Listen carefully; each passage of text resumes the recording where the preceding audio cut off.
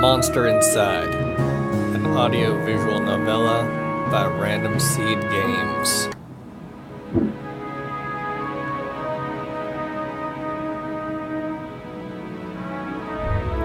My head pounded, ears still ringing slightly. Some of the worst nightmares I'd had in years left me feeling like I'd been punched in the jaw. Just like any other day, I dragged myself to the office. There's another notice on the door from Mayor Vinetti's office. Permits out of date. They didn't like me much and were trying to drown me in paperwork. It was a slow month. Weeks since I'd had any real case to work on. So I passed the time pacing the office, smoking and staring at the mirror in the corner, safely covered with an old bedsheet. I don't dare look at my own reflection. I'm too afraid of what I might see. I'm afraid someday I might have to face what I really am. The girl came in so quiet, I nearly choked on my cigarette. Mister, please, you gotta help me, mister. You ever hear a knocking first? I'm sorry. I didn't mean to intrude. It's alright. Sit down and tell me your tale. She eyed me with just a dash of suspicion as I tossed back a handful of pills and chased them with a swig of whiskey. I could tell this might take a while. Her name was Lily. She told me she was his mistress, the man all over the newspapers, the infamous banker, Mr. Reginald Farnsworth. Mr. Farnsworth was a drunk, philandering bastard, but this girl seemed genuinely concerned that he had recently gone missing. Less concerned about the fact that Mr. Farnsworth's wife had just turned up dead in Central Park 2 nights ago. You don't understand. He couldn't have done it. He hated his wife, but he couldn't have killed her. Everyone thinks it was him, and no one believes me. He's gotta be in trouble. I ain't saying I believe you, but what makes you think he's in danger? Well, mister, Jack. You can just call me Jack. Jack. Whoever did that to his wife must have been the one who took him. He would never have left without me. He promised me. I'm sure Mr. Farnsworth promised this poor girl a lot of things. Please, the cops won't listen to me, and they want to bring him in on charges. You gotta prove it wasn't him before they find him. Honestly, I doubt they're in too much of a hurry. Farnsworth had practically the entire police force in his deep pockets. Probably why they hadn't found much yet.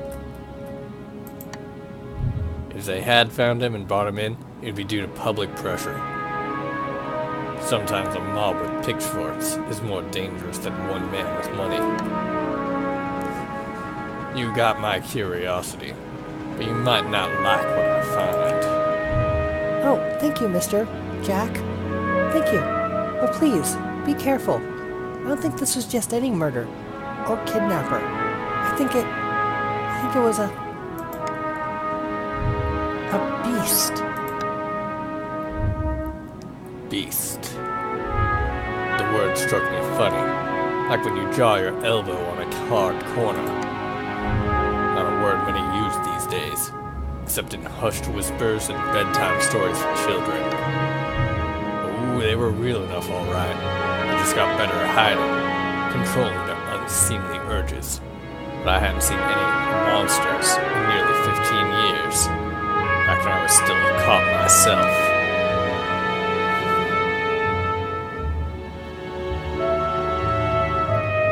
Leave the detective work to me. Let's not jump to conclusions here. I have a feeling about it. Something tells me you can get to the bottom of it. You're good at this sort of thing. Sure. Can't you see how busy I am with cases? I replied a little too harshly. Sarcasm wasn't my strong suit. I reassured her some more and sent her on her way. I didn't want to scare her, but I warned her before she left to keep her doors locked and call me if she saw anything suspicious. I didn't know if she was in any danger herself, but better safe than sorry. That night, I made my way down to Central Park. It was a long shot, but maybe there was something there the cops had missed.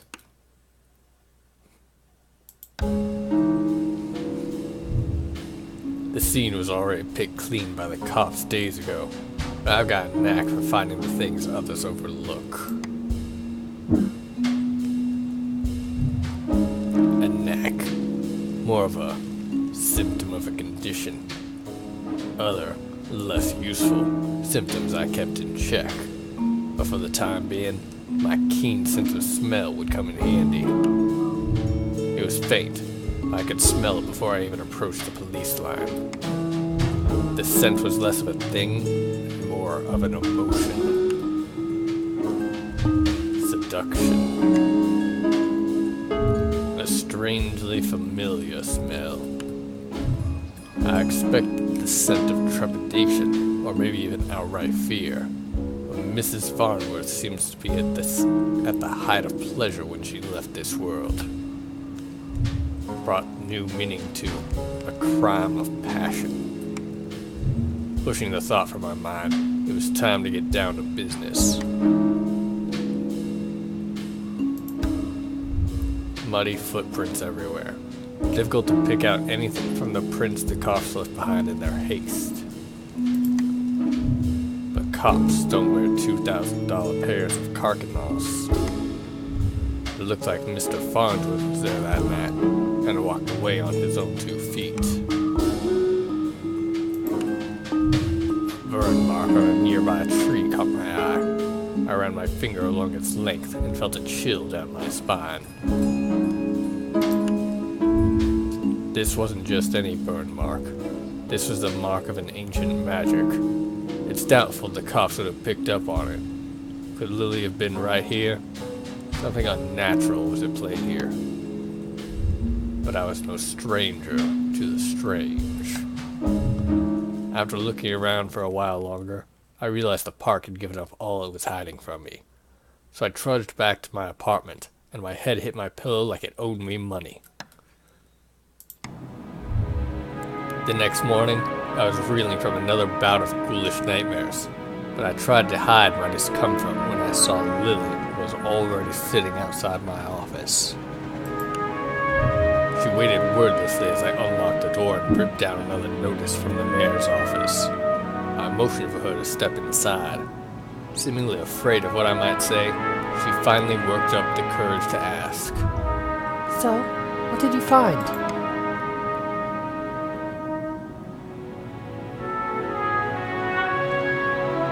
Well, I've got some good news. Farnsworth might still be alive. I probably shouldn't have given her false hope like that, but she seemed like she needed something to hold on to right then. She didn't need to know about the mark on the tree. How do you know that? Where is he? There were signs he was at the scene and slipped away. My tone was indifferent toward her as I turned and grabbed a bottle from my desk drawer. A dryness in my throat made it difficult to swallow my meds. But you don't know where he went? Do you think the news this morning is related? What news is that? Haven't you heard? Nope. Rough night followed by a rough morning. They found the police chief's wife dead down by the docks. They say it happened last night. Let me guess. Chief Amato is missing too. My face might have betrayed a hint of satisfaction as she confirmed my suspicions, but it faded quickly. Amato was a shit cop and a shit chief. He was half the reason I left the force, and now his wife was dead, and I had more questions than I did the day before.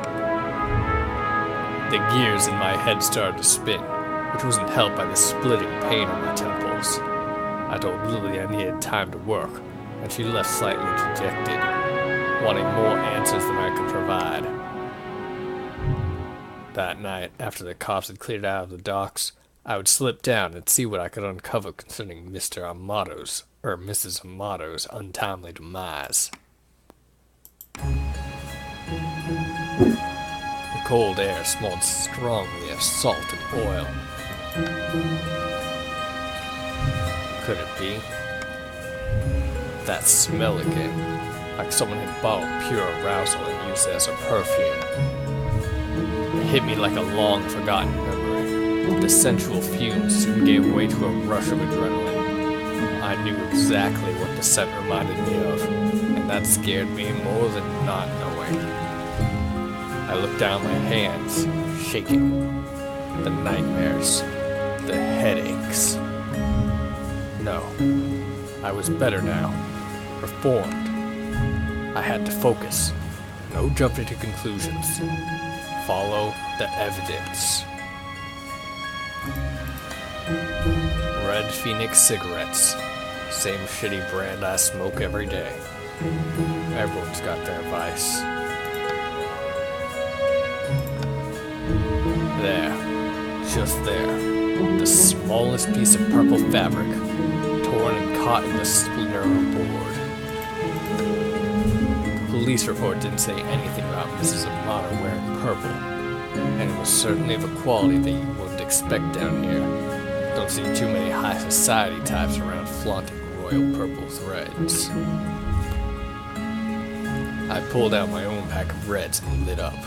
I could already feel another headache coming on. Looking out over the waves seemed to help me forget.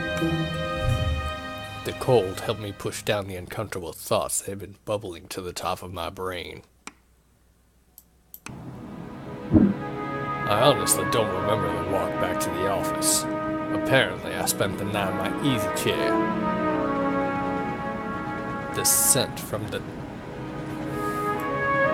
docks lingered on my clothes. It was still dark out. No, I checked the clock. How long had I been out? Had I really slept through the entire next day? A newspaper was sitting under the door. As I stood to fetch it, I nearly fell over. A wave of nausea hit me like a ton of bricks. I steadied myself and regained my composure. Before I even picked up the paper, I could already read the headline.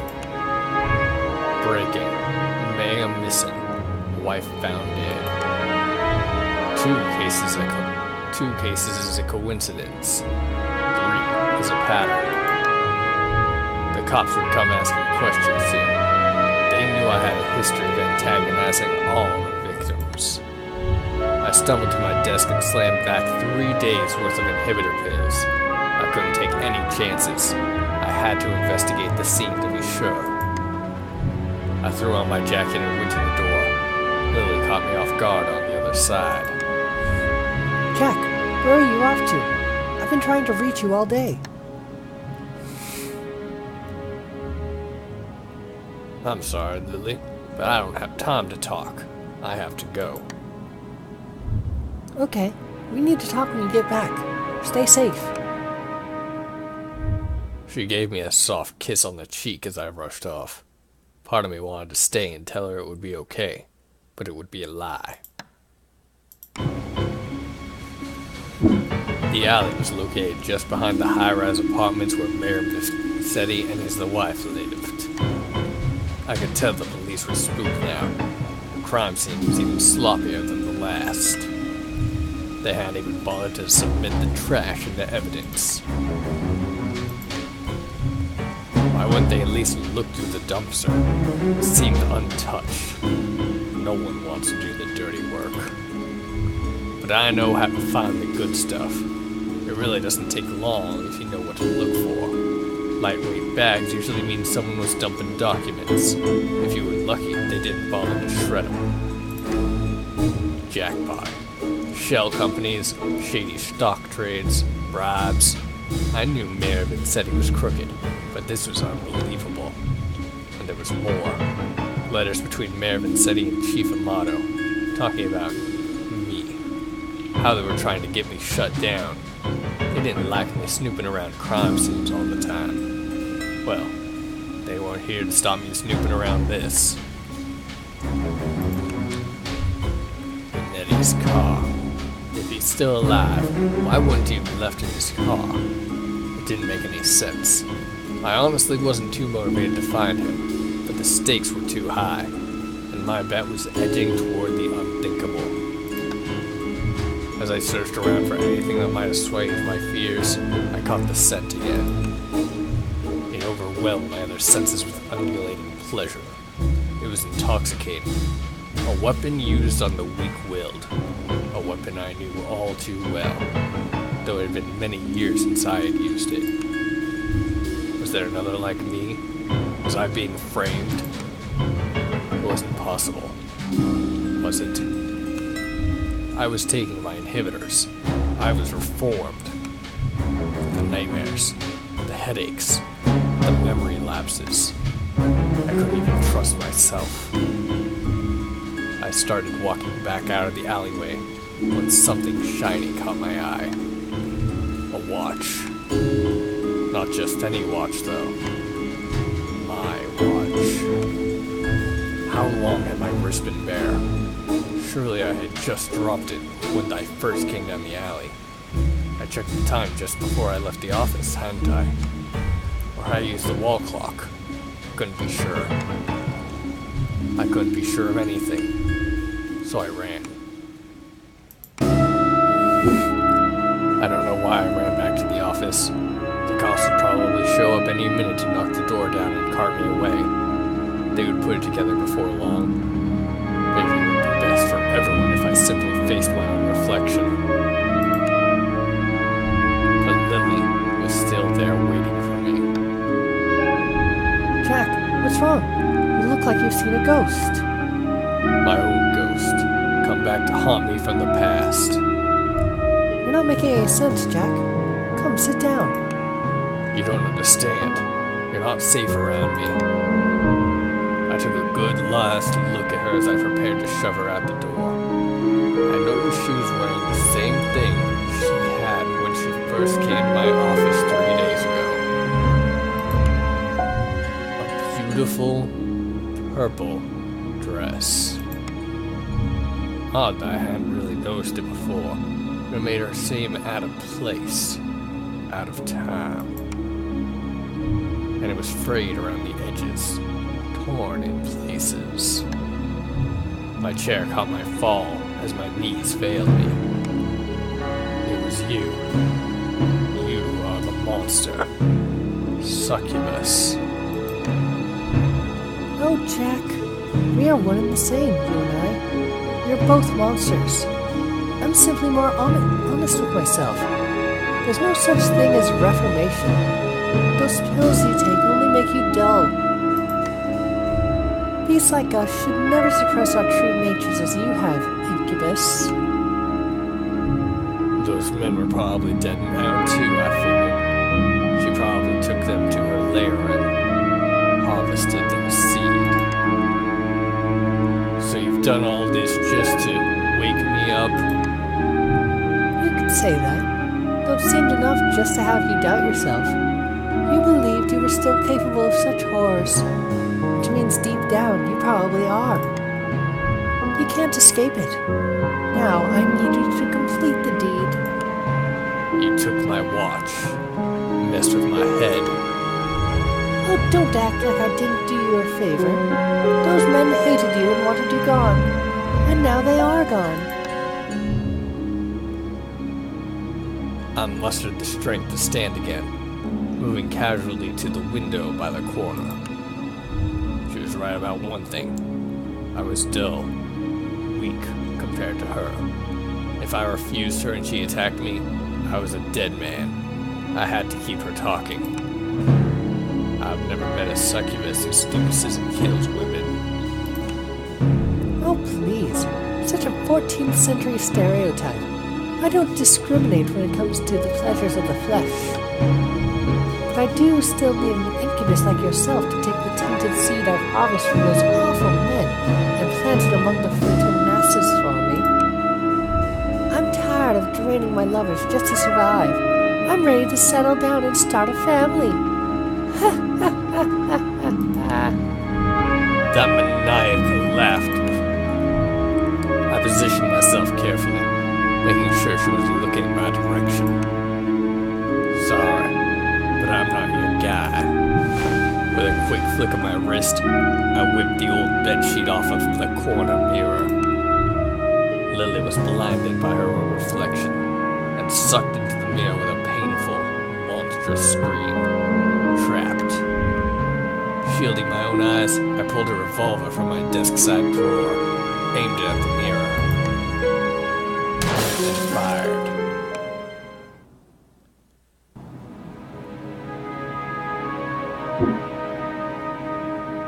Story and programming by Tyler Owen. Art by Doug Otterbach.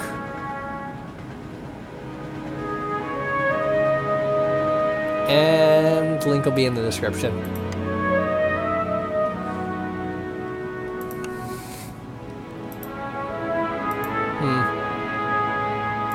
How do I get out of here? Oh, there it is. Quit.